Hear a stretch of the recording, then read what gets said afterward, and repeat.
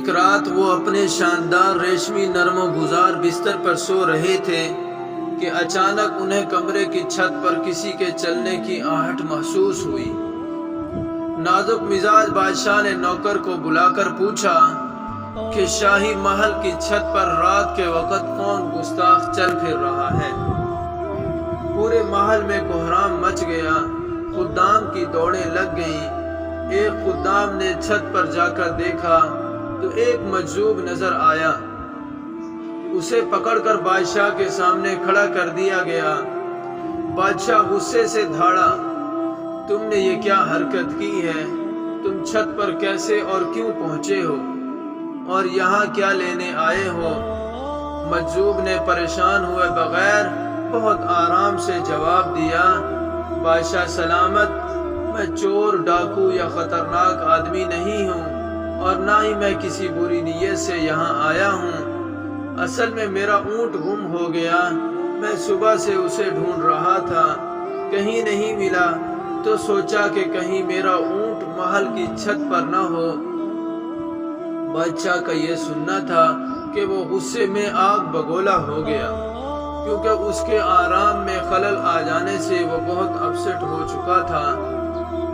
پھٹ پڑا اور کہنے لگا، او پاگل بڈھے، تیرا دماغ تو نہیں خراب ہو گیا؟ بھلا شاہی محل میں بھی اونٹ تلاش کرتے ہیں؟ یہ پاگلوں والی بات ہے، یہ میرا شاہی محل ہے، کوئی جنگل صحرا کھیت کلیاں تو نہیں جہاں تمہارا اونٹ آ گیا ہو۔ بادشاہ غصے سے دھاڑ رہا تھا لیکن مجذوب اطمینان سے کھڑا تھا۔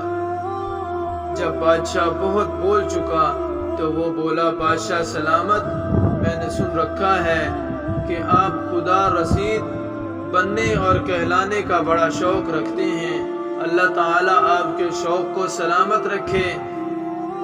مگر حقیقت یہ ہے، اگر شاہی محل میں اور اس کی چھت پر اونٹ نہیں مل سکتا تو پھر تخت و تاج اور گزار ریشم پلنگ پر بھی خدا نہیں مل سکتا۔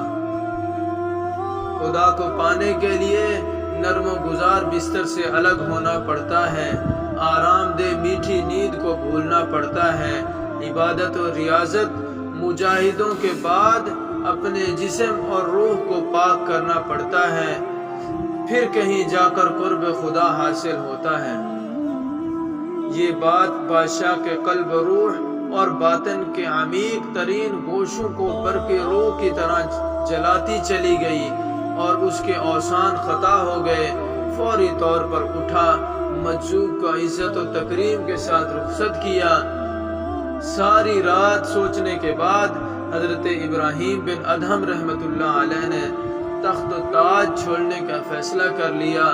اس ایک واقعے نے بادشاہ کی زندگی کا رخ موڑ دیا۔ پھر وہ تخت شاہی چھوڑ کر مقبولان بارگاہ الہی میں شامل ہو گئے۔ بادشاہی چھوڑ گئے اور فقر کی راہ اختیار کی اور فقر کی منازل طے کرتے چلے گئے۔ بادشاہ تو تاریخ میں کہیں زندہ نہ رہتی، مگر شان فقری دیکھیں، قیامت تک نام امر کر دیا۔